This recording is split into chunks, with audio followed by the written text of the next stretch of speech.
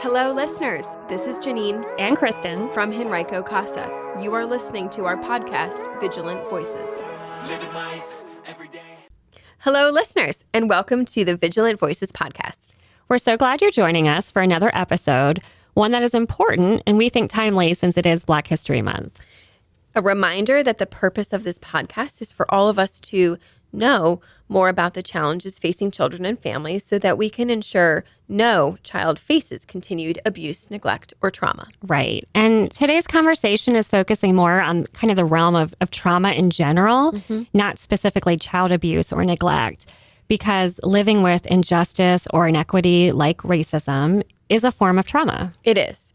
And it's also actually considered an adverse childhood experience, which, again, we've had some conversations about. These are ACEs.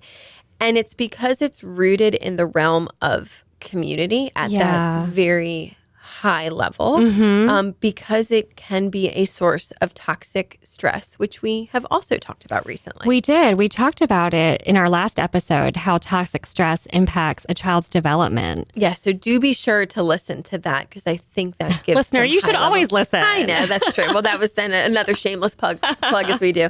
But one of the reasons you should listen is to hear a case story. And so, Kristen, what case are you sharing with us today?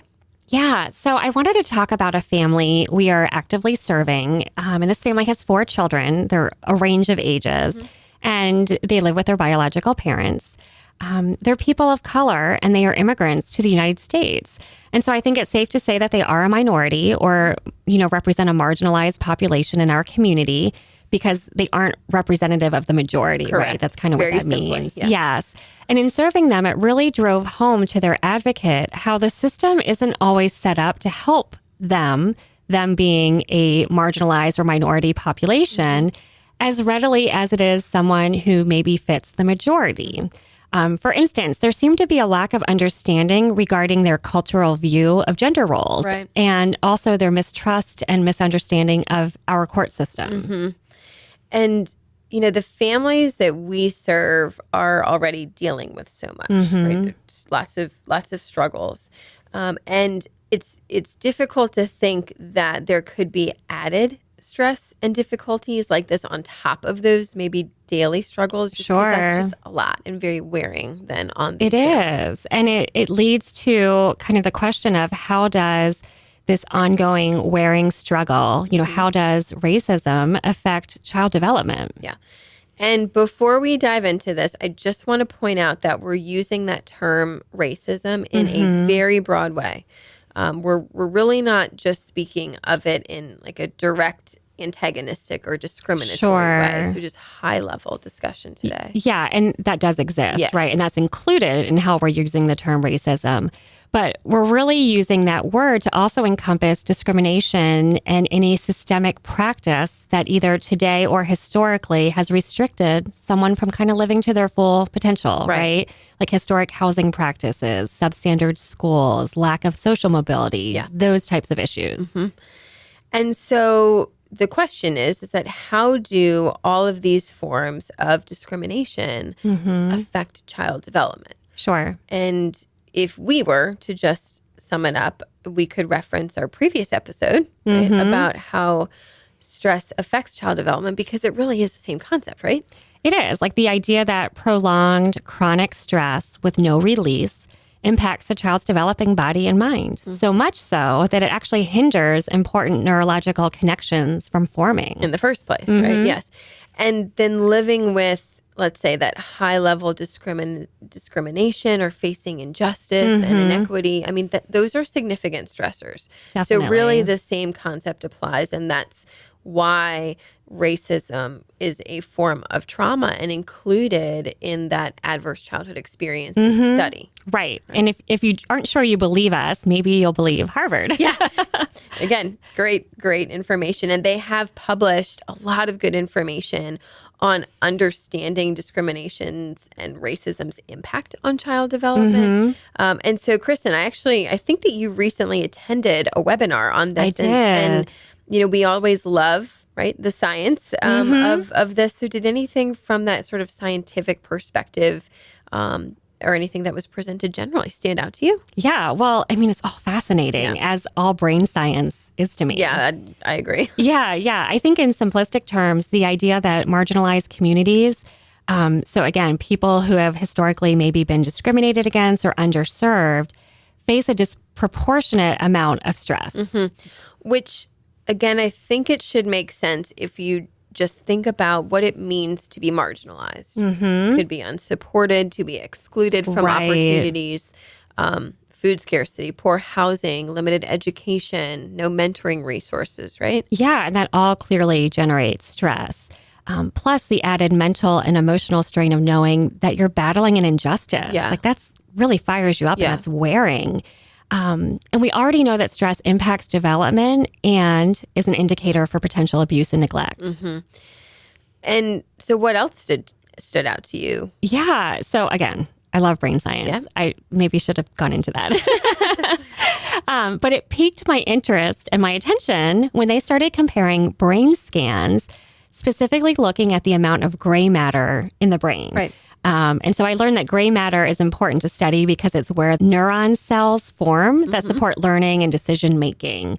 So the study shows that Black children had a lesser volume of gray matter than white children who were both compared in the study. And listener, hopefully you have the same question that it should make you pause and say, well, why is that? And because there's no reason why the color of someone's skin would account for such a physical difference, right? Correct.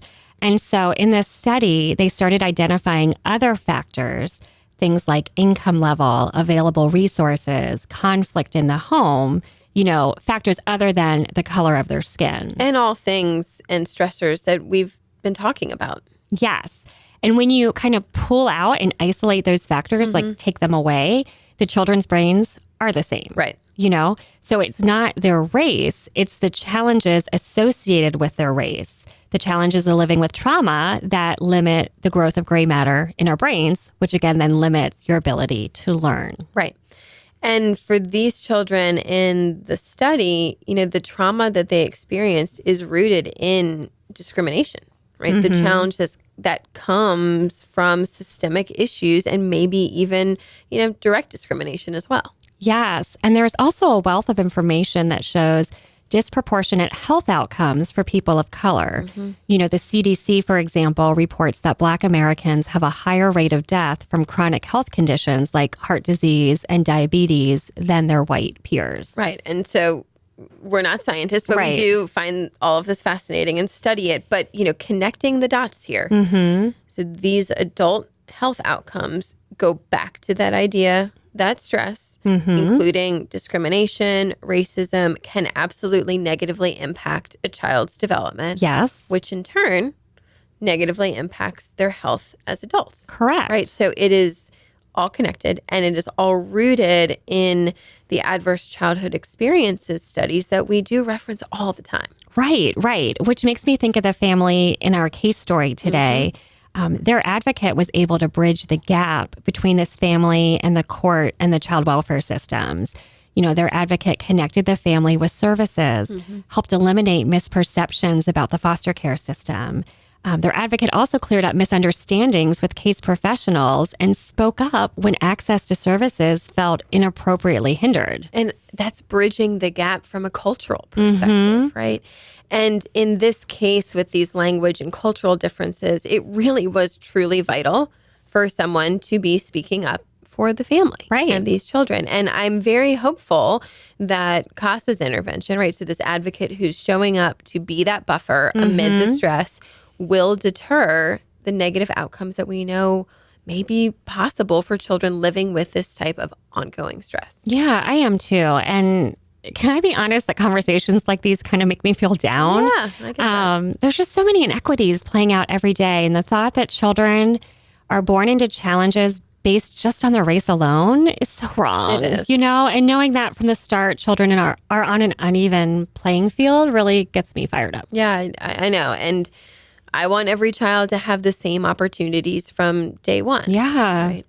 And from before day one, actually, because we know that their development starts in utero. Yeah.